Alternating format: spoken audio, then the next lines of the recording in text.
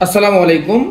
জমির হিসাব চলুন আমরা আজকে খুবই শর্টকাটে আমরা জমির পরিমাণ কিভাবে বের করব। ধরুন আপনি আপনার জমি আঁকাবাঁকা রয়েছে, এরকম একটি জমি রয়েছে।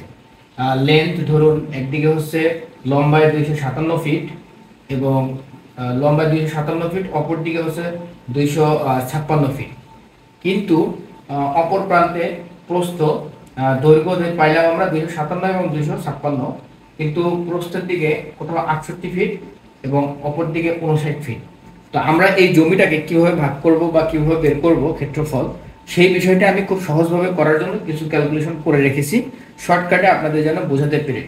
সো চলুন আমরা শুরু করি। তো 257 এবং 256 ফিট এই দুটাকে আমরা যোগ করেছি, যোগ করার পরে 513 এসেছে। এখন এই 513 হলো দুটির যোগফল। এটিকে সমান্তরে ভাগ করলে, আমরা 2 দিয়ে যদি ভাগ করি তাহলে আমরা পাবো 256.5। এটা হলো ফিট। তো এই দুইটার পরিমাণ আমরা পেয়ে গেছি, ভাগ করে যোগ করে আমরা ভাগ করছি। আপনারা যারা গ্রামে ও গ্রামগঞ্জে দেখবেন যে ম্যাক্সিমাম সময় ম্যাক্সিমাম জায়গায় বসতবাড়ি বা যে কোনো জায়গায় আপনারা হিসাব নিকাশ করতে গেলে আমাদের এই মাথায় এই হিসাবগুলো আসে না যে এদিকে 1 ইঞ্চি, এদিকে 2 ইঞ্চি, এদিকে 5 ইঞ্চি আমরা ছেড়ে দিচ্ছি, অজান্তে আমরা ছেড়ে দিচ্ছি, কিন্তু আপনি ছেড়ে দিয়ে আপনি বড় ভুল করতেছেন। সেই জন্য আমি বলতেছি, ধরুন আমার এখানে 513কে ভাগ করলে আমরা 56.5 ফিট পেয়ে যাই। সো সেম ভাবেই আমরা এই দুটোকে আমরা যোগ করব। তো এই দুটোর যোগফল হচ্ছে 127 ফিট। তো 127 ফিটকে আমরা ভাগ করলে পেয়ে যাই 63.5। এখন আমরা জমির ক্ষেত্রফলটি বের করব। এতক্ষণ যারা বোঝেননি তারা একটু বোঝার জন্য ক্লিয়ার করতেছে। আবার এই দুটির যোগফল আমরা 513 পেয়েছি, এটাকে 2 দিয়ে ভাগ করলে আমরা সমান ভাগে বিভক্ত করে আমরা 256.5 পেয়েছি, এবং 68 এবং 59 এই দুটোকে যোগ করলে আমরা 127 পেয়েছি, সেটাকে ভাগ করলে আমরা 63 পেয়েছি।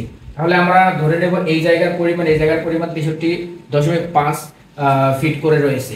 এখন আমরা মেইন আলোচনায় যাই। জমির ক্ষেত্রফল আমরা যদি বের করতে যাই 256.5 এবং 63.5, এই ক্ষেত্রফলে আমরা এটি গুণ করলে পেয়ে যাই 16,287.75। এটি হলো টোটাল স্কোয়ার ফিট।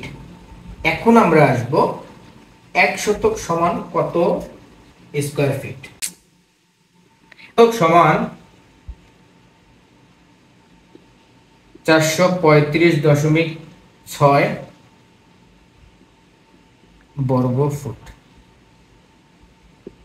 তাহলে আমরা এখন যদি এটাকে ক্যালকুলেশন করতে যাই তাহলে দেখুন 16,287.75 ভাগ 435.6। তাহলে আমরা এখানে ক্যালকুলেশন করলে কত পেয়ে যাই, তাহলে দেখুন 16,287 ভাগ 435.6, তাহলে আমরা টোটালি